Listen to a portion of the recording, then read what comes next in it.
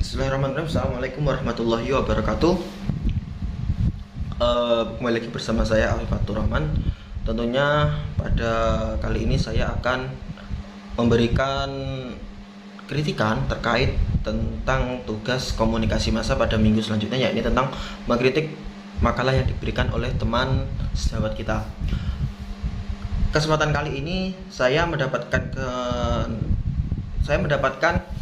tugas untuk mengkritik salah satu makalah dari teman saya, yakni Mbak ini, dengan judulnya yaitu tentang teori ketergantungan.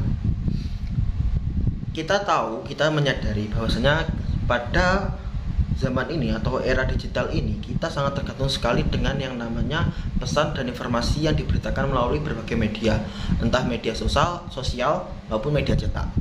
Pasti di situ kita memiliki rasa ketergantungan yang lebih terkait tentang media yang menjadi salah satu aset atau jalan penghubung kita untuk mendapatkan informasi.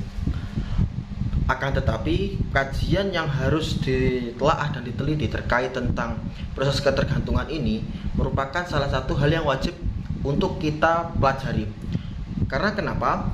Apabila kita terlalu tergantung dengan namanya media, maka akan menjadikan diri kita khususnya itu akan menjadi seorang yang bakal hidup di dunia cyber, atau kita lebih condong ke arah dunia digital daripada dunia realita. Pasti hal tersebut akan mempengaruhi bagaimana sikap kita sebagai individual yang khususnya sebagai mahasiswa yang merupakan agent of change. Pastinya akan mendapatkan kritikan yang cukup pedas dari masyarakat apabila kita terlalu tergantung dengan yang namanya media, sehingga hidup kita di masyarakat akan mengalami penurunan yang sangat drastis.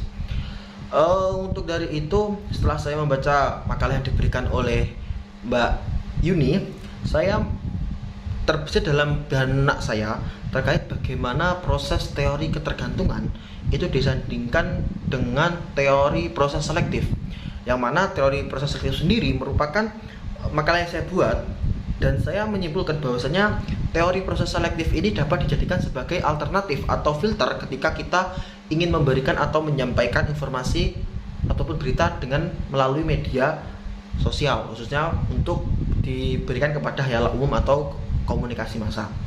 Di sini saya bertanya bagaimana apakah teori ketergantungan itu memberikan dampak yang signifikan apabila teori ketergantungan ini tidak dikawal dengan baik, sehingga pesan dan kebutuhan kita khususnya itu menjadi lebih condong ke media. Jadi yang ingin saya tanyakan kepada pemakalah yakni apakah proses teori selektif ini dapat membantu terjalinnya realisasi penggunaan media yang baik dan optimal dengan teori proses ketergantungan.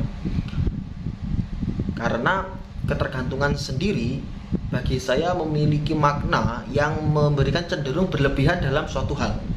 Karena ketika ketergantungan sudah mengakar dalam diri kita, pastinya setiap apapun yang kita lakukan tanpa menggunakan itu pasti terasa kurang. Contoh saja ketika kita menjadikan smartphone sebagai alat kehidupan sehari-hari, pasti tidak bisa kita luput dari namanya smartphone. Apalagi meninggalkannya saja pasti sangat sulit. Walaupun hanya sekitar 10 menit atau sebagainya mungkin terasa sangat sulit, kecuali kalau di charger. Mungkin bisa kita break dari beberapa masalah, tetapi kita tidak dapat lepas dari media. Entah kita akan berpindah ke laptop atau berpindah ke teman lain, kita mungkin juga sangat bisa. Nah, sedangkan yang jadi permasalahan itu yakni ketergantungan yang berlebihan itu menimbulkan stigma yang buruk pada diri kita. Kita lebih condong menjadi seorang yang introvert dan juga seorang yang pendiam, penyendiri, dan tidak merespon dengan keadaan sekitar.